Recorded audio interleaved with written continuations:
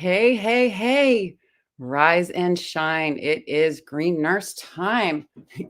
Welcome to the Nurse Mark and the Green Nurse Daily Dose of AFA, where we bring you hope and inspiration for growth and healing so you can start your day off the AFA way. And in case you need to be reminded, well, Nurse Mark isn't here because he's having an AFA day. And so I'm going to remind you absolutely fucking amazing, exactly as you are. So, Mark wrote this amazing book, and you know what? He has done some incredible work on interpersonal growth, and he shares his story. He opens up his heart to share his story about working through some very difficult, challenging times. And so I applaud him.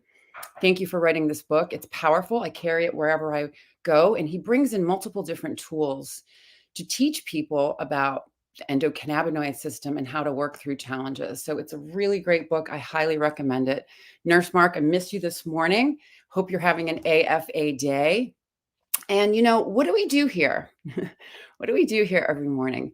The reason why we do what we do is because we are here to bring you hope and inspiration for growth and healing, right? And what does that mean? So, usually, what happens when people enter into the cannabis space is they have no hope, right?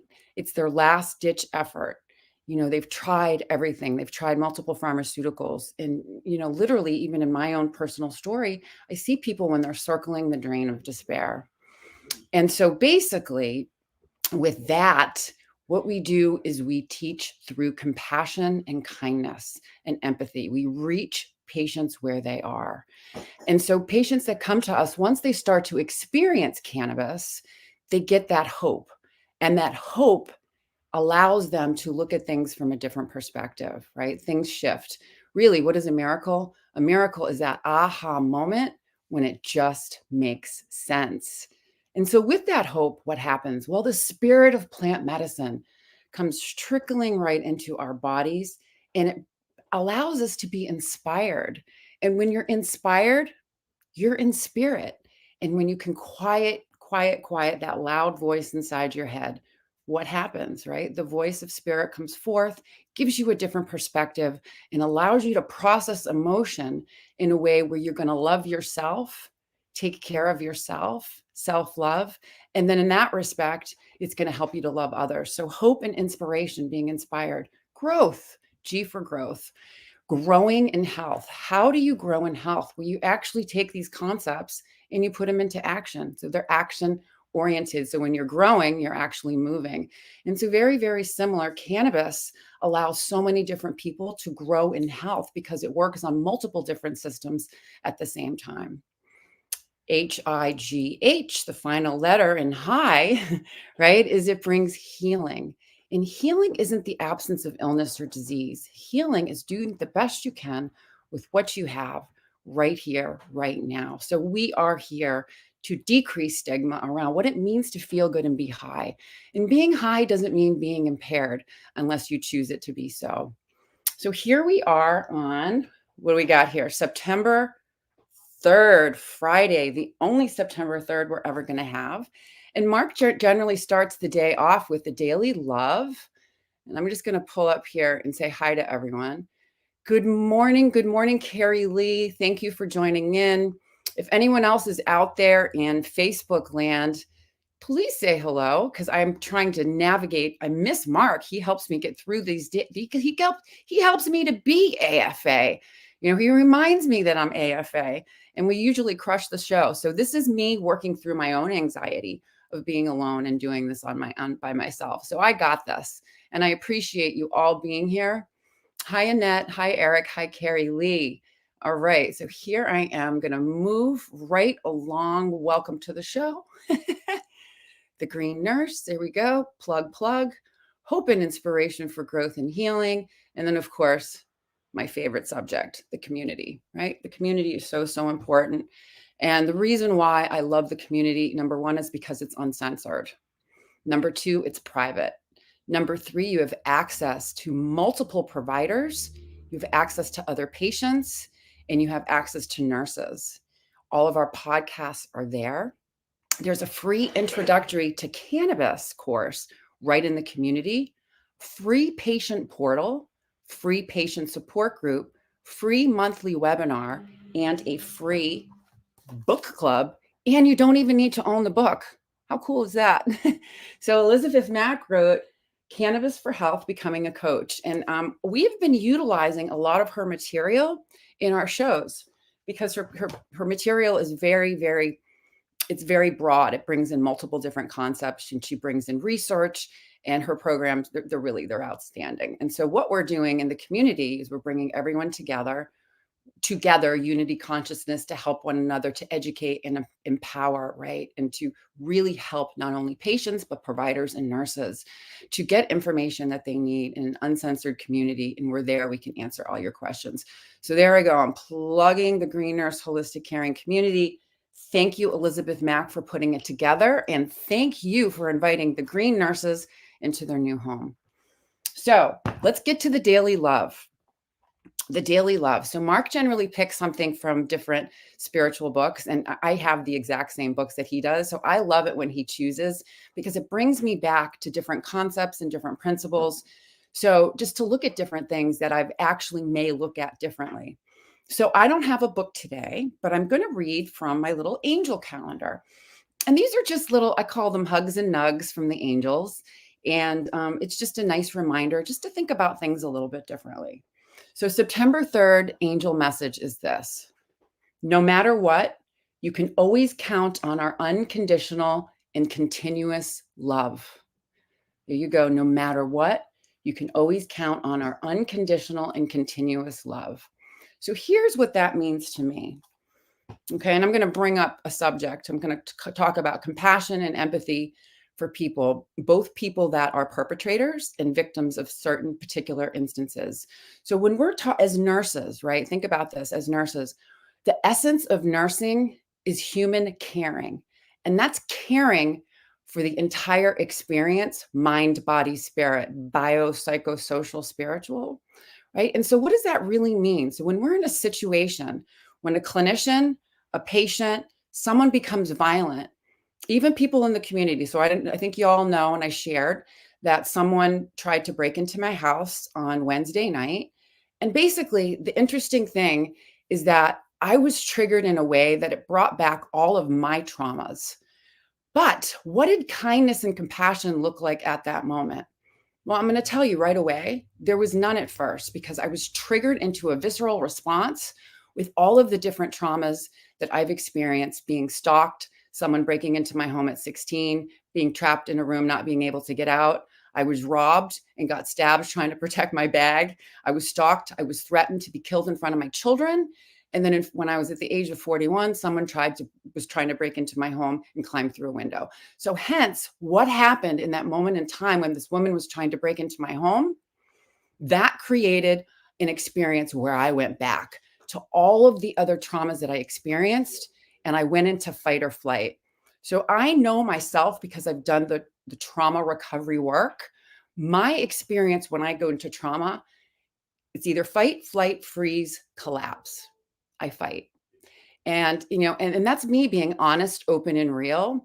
Hence, would it be appropriate me to go fight this woman that was trying to break into my house? No. But without me doing the internal work, right? The internal work of trauma recovery and my ability to use cannabis appropriately, the situation would look differently. So in other words, if I didn't do the work, if I didn't process emotion, if I didn't enter into some trauma recovery, if I didn't acknowledge all of these things that happened, and if I didn't use cannabis, the experience with this woman would have looked different. So what had happened is that this cannabis came into my life at this moment in time to help me to process emotion, so I didn't hurt myself or hurt her. So the compassion and empathy came after I could quiet myself and the trauma response. And so that came through cannabis. And so, there have been a couple, I shared my experience on my own personal page with a picture. And the interesting thing is that there were some comments in there that weren't, that they weren't very loving, that I was, making myself all about the victim. So when you think about compassion and empathy, we need to look, you're right, at both the perpetrator and the victim, caring for the entire human experience. Yes, I did have kindness and compassion for her. I took care of myself and I didn't allow the situation to escalate, right? I did think about what is going to happen to her. I don't know her story at all, but she is in the hands and hopefully she's getting the help that she needs. So, what is really about caring for the entire human experience? What it means is safety first, right? My safety, her safety, and community safety. And so basically that my experience in just bringing that into cannabis was an essential tool for me to process what happened in that moment in time, not get stuck in the story and not act out. So, when we look at PTSD, trauma response, there is a really great, there's good information on how inhaling cannabis completely 100% can dial down that trauma response. When we're talking about the endocannabinoid system, the endocannabinoid system is the largest neuroregulatory system in our body. Cheers to that, right? And so it regulates all 11 organ systems, our immune system, and all of the neurotransmitter signaling systems in our body that give messages for our body to either do something or not do something. So the endocannabinoid system is constantly dialing up, dialing down, dialing up, dialing down. And I always like to make the point that we don't have an endocannabinoid system because of the plant. We have an endocannabinoid system because we make components in our body just like the plant, which is a really cool concept. So I'm just going to review that for some new people. I'll use my little umbrella up here to talk about the endocannabinoid system because it is an abstract concept. And people, when I started teaching and lecturing, people will be like, the endocannabinoid system, where is it? It's so abstract. And there'd be all these cool little diagrams. And I was like, I've got some ADHD. I've got some, how can I really help people to understand this concept? So I came up with the idea of an umbrella. And how I discuss the umbrella is imagine that you are that umbrella. All of the different spokes of the umbrella are your different organ systems: cardiovascular, respiratory, gastrointestinal, integumentary, central nervous system, reproductive system, and immune systems. You have all of these systems that make up your body, which is your umbrella. And the fabric pieces in the umbrella that attach to the spokes of the umbrella are those messenger signaling systems: serotonin, dopamine, opioid signaling systems. And they give messages, and there's a lot more others. Those are just 3 examples. And so they give messages to the spokes of the umbrella to tell your body to either do something or not do something. Well, how cool is this concept that the endocannabinoid system is at the tippy top of the umbrella and it blankets over our entire umbrella because we have cannabinoid receptors on all of our cell surfaces on all of our 11 organ systems. We also have cannabinoid receptors at all of the neurotransmitter signaling junction sites. So we make internal endogenous cannabinoids upon demand to keep our umbrella going up and down nicely. So there we go. We talk about kindness, compassion, love, the endocannabinoid system. And here it is. The bottom line is we need to support and nourish our endocannabinoid system. When we talk about health and wellness, biopsychosocial spiritual healing, cannabinoid therapeutics, cannabis is just one piece of the pie. And there's a lot of other things that we do that can support and nourish the endocannabinoid system. And so when we're talking about the endocannabinoid system and cannabinoid therapeutics, think of all the health and wellness tools that, you hear people saying you need to do, like walk, meditate, ground, earth, take supplements, eat better, exercise. All of these different health and wellness activities do contribute to a healthy endocannabinoid system. So I like people to think about health and wellness as this way. All of the choices and decisions that you make either support the endocannabinoid system or don't. And so our job as nurses is to teach the tools, the tips, the tricks, giving you the hugs and nugs and the different information on those different various things that can support and nourish your endocannabinoid system. So we're going to get into, this has been a hot topic for a while. And we're just going to talk a little bit today about Delta 8. Okay, so we covered Delta 8 before. I've been seeing a lot of different posts come up about it. I'm just going to talk about Delta 8 in general and safety and, and a little bit some of what's going on with Delta 8. But the bottom line is this, is it's new. And so I just read a recent article. Not only is there Delta 8, right? We've got Delta 9, which is the component that can be impairing at high doses. And then we have Delta 11, which is converted when we're consuming cannabis in our liver. It converts from Delta 9 to Delta 11, which is definitely more potent. But I just read from a pediatric cannabis pharmacist all about Delta 10. So we're going to cover that actually next week. So I have him coming on, Cody Peterson. He's a pediatric cannabinoid pharmacist. And we're going to come on and we're going to talk about that specific cannabinoid and what that means and where it's found, because that was something that just popped up. I've never heard of it. So that's what's so cool about cannabinoid therapeutics and cannabis research, is it's constantly evolving. And that's why we're going to keep doing these shows. So anyways, Delta 8 is a diverse chemical compound that acts on cannabinoid receptors and other receptors in the body. So these are cannabinoids. All cannabinoids work on different cannabinoid receptors in other areas in our body. So really quickly, there's 3 classes of cannabinoids, right? Endocannabinoids our bodies make, the anandamide and the 2-AG. The phytocannabinoids the plant makes, the THC and the CBD. And then we have synthetic cannabinoids that the pharmaceutical companies make, Marinol, Epidiolex, Sativex. And so Delta 8 THC is an isomer of Delta 9.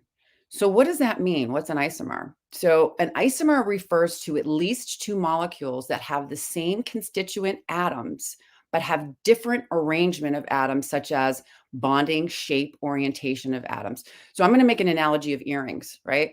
You have 2 different earrings and the artist decides to make one way and one the other way. They're still earrings, but the earrings have changed, right? Because there's different bonding, shape, and orientation.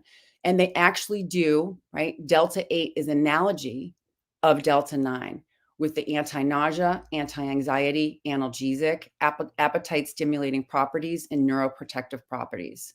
So Delta 8, just like Delta 9, binds to both CB1 and CB2 receptors throughout the body. And like we talked about, the endocannabinoid system receptors on all 11 organ systems and the neurotransmitter junction sites.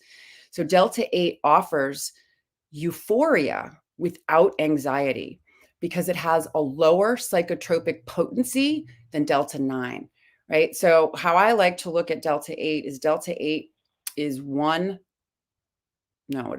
Delta 8 is 2/3 the strength of Delta 9. Some people say 1-to-1. But here's the thing too, that it reminds me of a 1-to-1, because the Delta 8, if I do too much of that, I feel floaty, I feel spacey, and I feel non-productive, right? And then it reminds me of the 1-to-1, because 1-to-1, and it's different for everyone. We're looking at THC to CBD ratios. When I have a 1-to-1, that is my sweet spot where I can function optimally without being impaired. If I do too much THC, well, then I get a little bit more, I start to have a little bit more fun. I become a little less productive. I can get sidetracked. But anyway, so the bottom line is, when we're talking about cannabinoids and using these potential, psychotropic impairing cannabinoids at higher dosing, microdosing is best. Microdosing is best when it comes to those other cannabinoids. And the reason why is because it really helps us to mimic the endocannabinoid system. So here it is. It's like just an example. When you wake up in the morning, you have a cup of coffee. Generally, you don't have 2 pots of coffee, right? So it's very similar, or you might have a coffee and sip on it throughout the day. Very similar to cannabinoids. You don't want to get up and do a big giant blast, because it's counterintuitive when you really understand the endocannabinoid system. So microdosing for the win. And so what consumers should know about Delta 8? Well, the extraction is through distillation, right?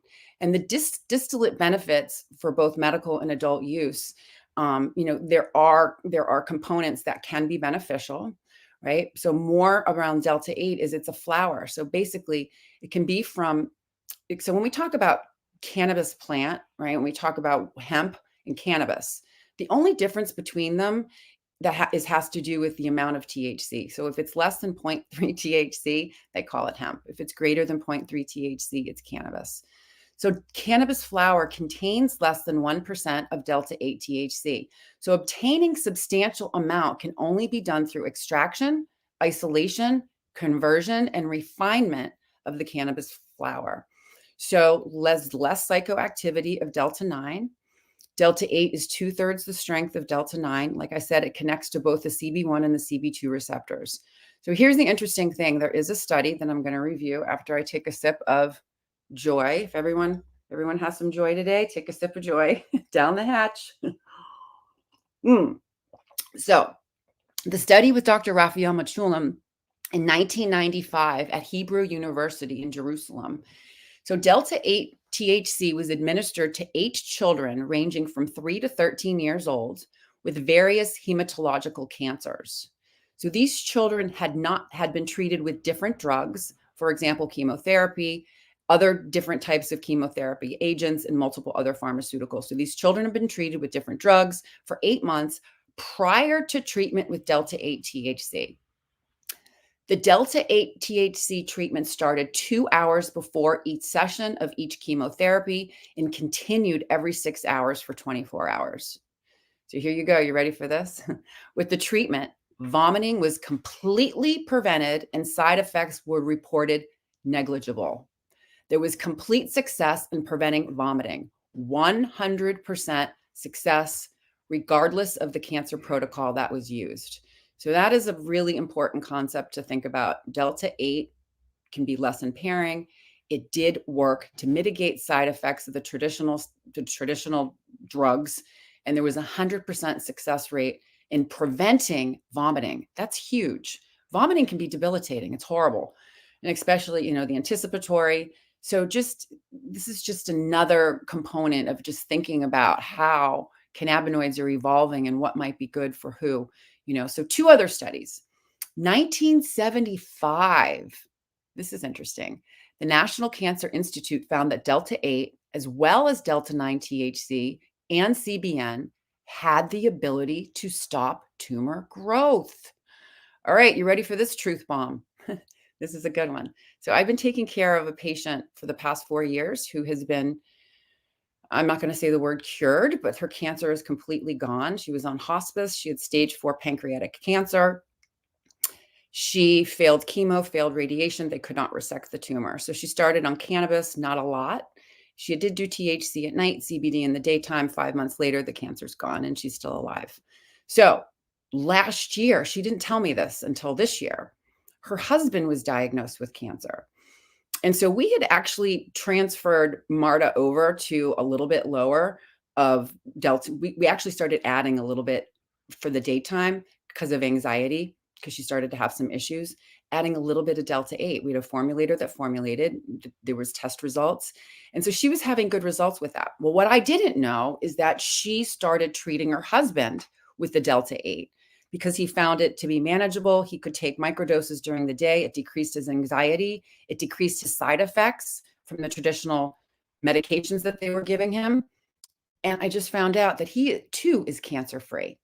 So he was not taking high doses of THC. He was taking delta-8 and full spectrum CBD, and I was blown away. So that was the first time I've ever heard of delta-8 actually stopping tumor growth. And he now is cancer-free. So anyways, that's just that just was like, wow.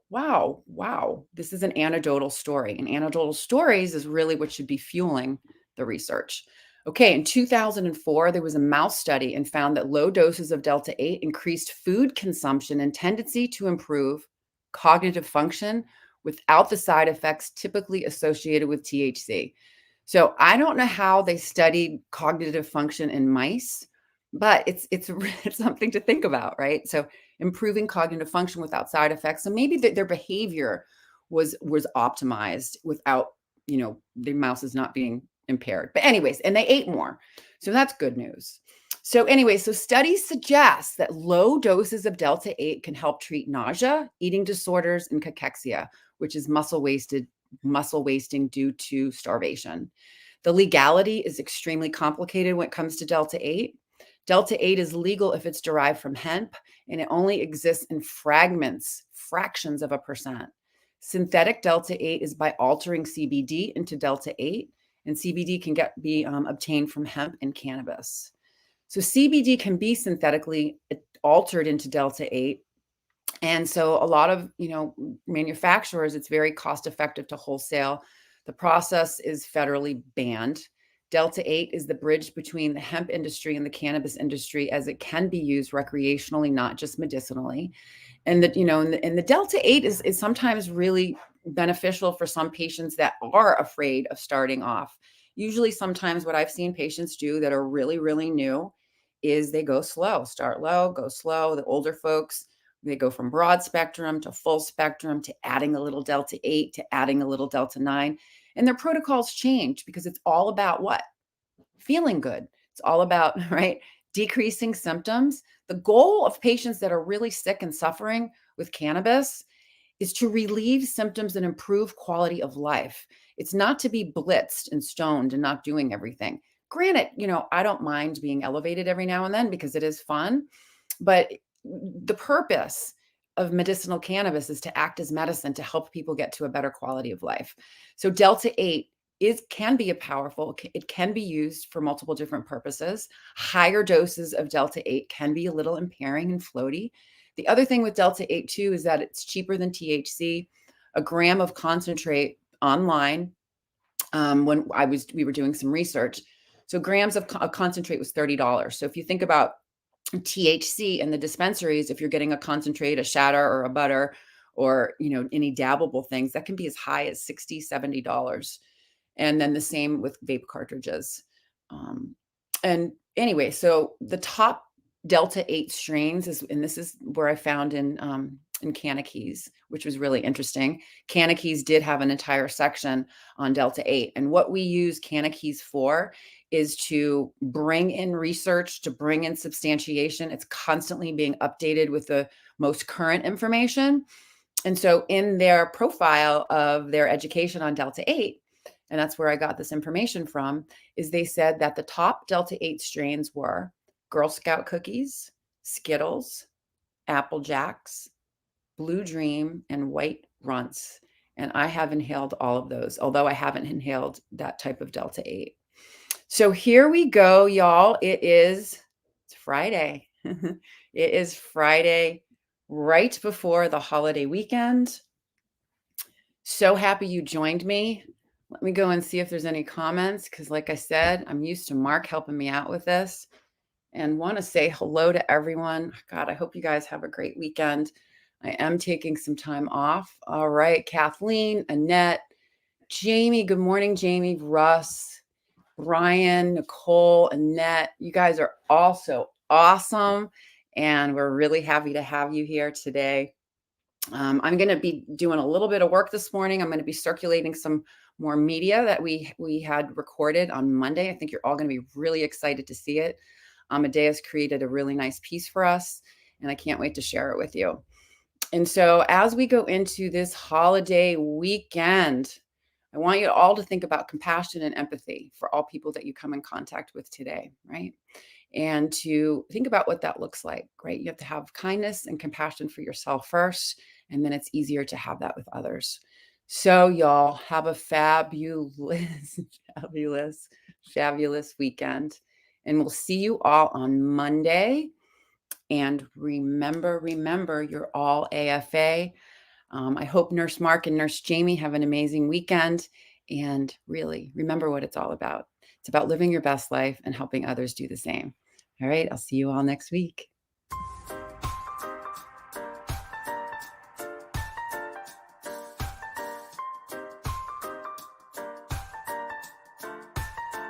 Did you watch